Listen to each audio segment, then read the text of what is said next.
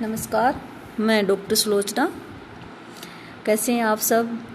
आशा है कि आप सभी स्वस्थ होंगे और इस कोरोना काल में घर पे रहते हुए अपने स्टडी को जारी रखे हुए हैं।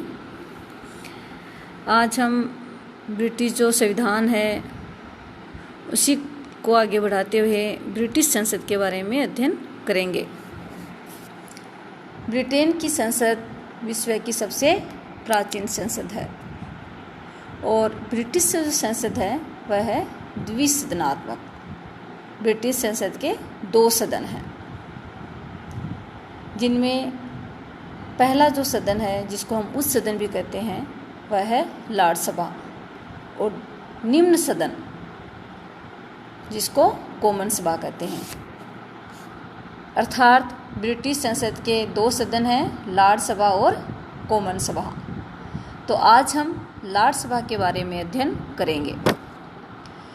लॉर्ड सभा में मुख्य रूप से जो सदस्य होते हैं वो धनी व्यक्ति होते हैं। उनका संबंध उच्च वर्ग से होता है, कुलीन तंत्र से होता है और वंशानुगत होता है, अर्थात वंश परंपरागत आधार पर उनका चुनाव होता है।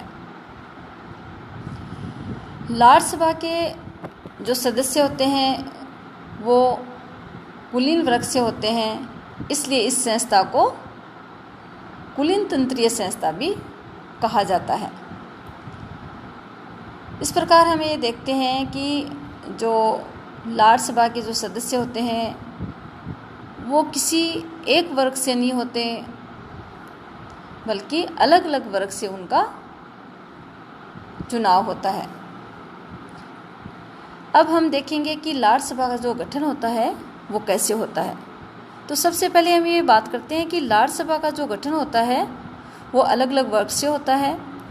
इसकी सदस्य संख्या है वो निश्चित नहीं होती। जैसा कि हम बात करें 2011 में इसकी जो सदस्य संख्या थी वो थी 741, लेकिन उसके पश्चात इसकी जो सदस्य संख्या है उसमें बदलाव किया गया और वर्तमान में जो इसकी सदस्य संख्या है वो है 1084। कहने का अभिप्राय यही है कि लॉर्ड सभा की जो सदस्य संख्या है वो निश्चित नहीं होती, समय के अनुसार उसमें बदलाव होता रहता है। अब हम बात करते हैं इसके गठन की। लॉर्ड सभा का जो गठन होता है वो कैसे होता है। तो लॉर्ड सभा का जो गठन होता है उसमें मजदूर दल, अनुदार दल, Liberal Democrats, Democratic Unionist Party, UUP, UKIP, cross benchers, आध्यात्मिक लॉर्ड इत्यादि शामिल होते हैं। लॉर्ड सभा का जो गठन होता है वो किसी एक वर्ग से नहीं होता है, बल्कि उसमें अलग अलग वर्ग के व्यक्ति शामिल होते हैं। हम इसको विस्तार से देखेंगे। जैसे सबसे पहले हम लेते हैं आध्यात्मिक लॉर्ड। आध्यात्मिक लॉर्ड कौन होते हैं? आध्यात्मिक लॉर्ड गिरजाघरों के जो पादरी और जो बिशप होते हैं वो होते हैं। ये जो आध्यात्मिक लॉर्ड होते हैं वो सदन की कार्यवाही में बहुत कम मात्रा में भाग लेते हैं। फिर हम बात करते हैं राजवंश के राजकुमार, ये भी लॉर्ड सभा के सदस्य होते हैं।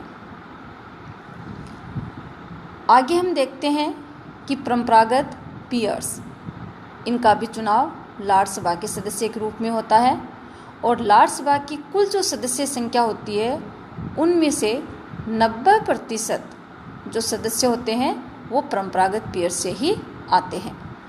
परंपरागत जो पीयर्स होते हैं वो 5 प्रकार के होते हैं: बैरन, वाइकाउंट, अर्ल, मार्क्वेस, ड्यूक। ये फिर हैं स्कॉटलैंड के प्रतिनिधि पीयर। तो स्कॉटलैंड के जो प्रतिनिधि होते हैं उनका भी इसमें चुनाव किया जाता है। आगे हैं आजीवन पीयर। आजीवन जो पीयर हैं इनके लिए एक अधिनियम बना था 1958 में, आजीवन पीयर एरेज अधिनियम, जिसके अंतर्गत ये वो व्यक्ति होते हैं जो कि काफ़ी ख्याति प्राप्त होते हैं, अनुभवी होते हैं, और इन व्यक्तियों का जो चुनाव होता है वो आजीवन सदस्य के रूप में होता है, क्योंकि ये अति विशिष्ट व्यक्ति होते हैं, इसलिए लॉर्ड सभा की इनको आजीवन सदस्यता प्राप्त होती है। और 1958 में जो ये अधिनियम बना था आजीवन पीयरेज, इस अधिनियम के तहत ही महिलाओं को भी लॉर्ड सभा में बैठने का अधिकार दे दिया गया था। फिर हम बात करते हैं कानूनी लॉर्ड। इन्हें राजा द्वारा नियुक्त किया जाता है और ये भी जीवन पर्यंत नियुक्त किए जाते हैं। इनकी जो सदस्य संख्या होती है वह है 9। फिर आगे आयरलैंड के प्रतिनिधि पीयर। 1801 में पारित यूनियन अधिनियम द्वारा इंग्लैंड व आयरलैंड का एकीकरण किया गया, जिसमें ये प्रावधान किया गया था कि आयरलैंड के जो पीयर हैं वो अपने में से 28 जो पीयर्स हैं उनका चुनाव करके लॉर्ड सभा में भेजेंगे। तो हम ये देखते हैं कि लॉर्ड सभा का जो गठन होता है वो किसी एक व्यक्ति, एक वर्ग से नहीं होता है, बल्कि इसमें अलग अलग तरह के वर्ग शामिल होते हैं। और लॉर्ड सभा की जो सदस्य संख्या होती है वो निश्चित नहीं होती है, उसमें समय के अनुसार बदलाव होते रहते हैं। धन्यवाद।